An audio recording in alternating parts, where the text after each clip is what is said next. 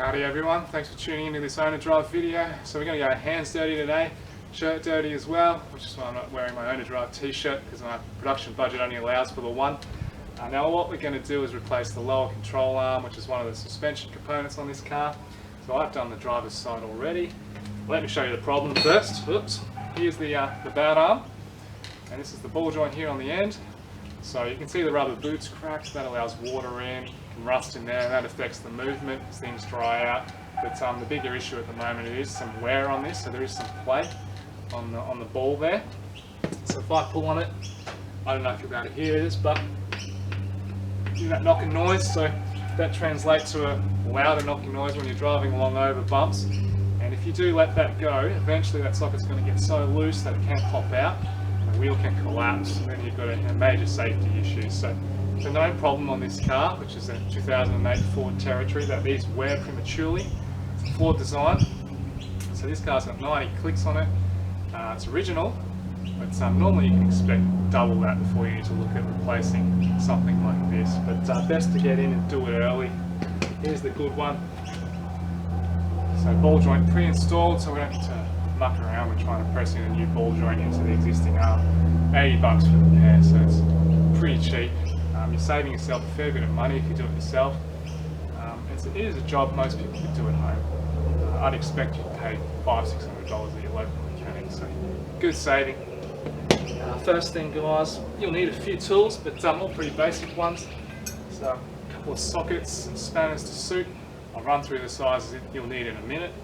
Potentially a ball joint separator if it's stubborn to remove, but on the driver's side I didn't actually need it. It just popped out on its own, so haven't opened it. We'll see if we'll need to on this side.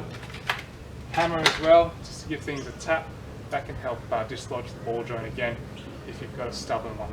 So first thing guys, jack up your car, remove the wheel, put it on some stands for safety, and I'll grab that camera and I'll get it in closer and run through exactly what we need to do.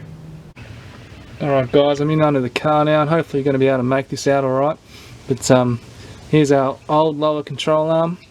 There's the stuffed ball joint on the end here with a 21mm nut that you'll need to undo to get it off. There's a 24mm bolt head which runs through your strut tower, your control arm, and then into the other side of the strut tower. So there's no nut on the other end, there's just a thread that it feeds into. And then on the chassis you've got a 19mm bolt head here with a 21mm nut in behind it, so you'll need two different sizes to get that one off. In no particular order, let's get those undone and get our old arm off.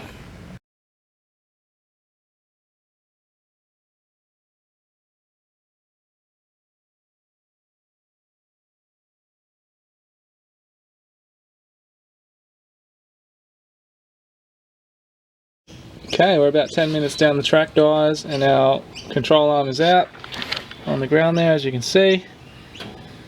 Now I did struggle to remove one of the nuts, the one attached to the car chassis, so I did have to go and grab my trusty breaker bar there, and that helped to dislodge that one. Also, because this, as you can see, the ball joint's not in the best shape, it was spinning around as I was trying to undo the nut at the top here. So what I had to do is just grab an extra little shifter to put on the top there and stop it from spinning so I could remove the nut. So that was just a couple of minor issues that I encountered and how I overcame those. So now it's a matter of putting the new one on, which will be the reverse process. And I'll get stuck into that now.